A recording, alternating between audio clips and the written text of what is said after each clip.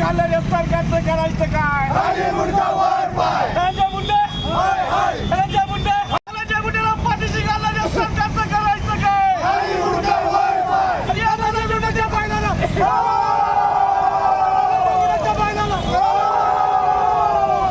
धनंजय मुंडेचं करायचं काय? धनंजय मुंडेचं करायचं काय?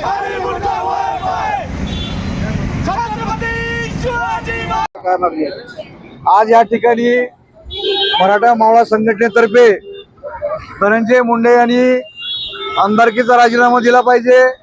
त्याचबरोबर प्रशासनानं धनंजय मुंडेवर गुन्हा दाखल करून त्याला सहारूपी केलं पाहिजे। त्या मागणीसाठी प्रचंड असे निदर्शने ठेवण्यात आलेले आहे।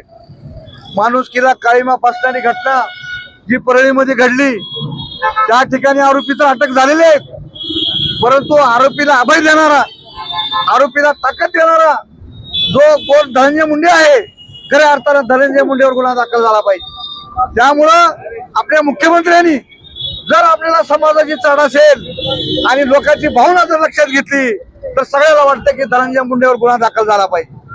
धनंजय मुंडे यांनी सत्तेचा गैरवापर केलेला आहे, आपल्या मंत्रिपदाचा वापर केलेला आहे, आपल्या आमदारकीचा वापर केलेला आहे।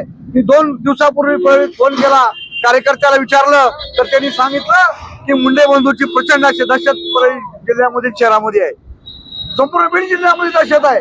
त्यामुळे खऱ्या अर्थानं धनंजय मुंडे आज जेलमध्ये गेला पाहिजे आणि धनंजय मुंडेचं राजकीय अस्तित्व संपलं पाहिजे, तरच भयमुक्त महाराष्ट्र होईल, भयमुक्त बीड होईल आणि भयमुक्त परळी होईल। त्यासाठी आज या ठिकाणी निदर्शन करण्यात आले आहे।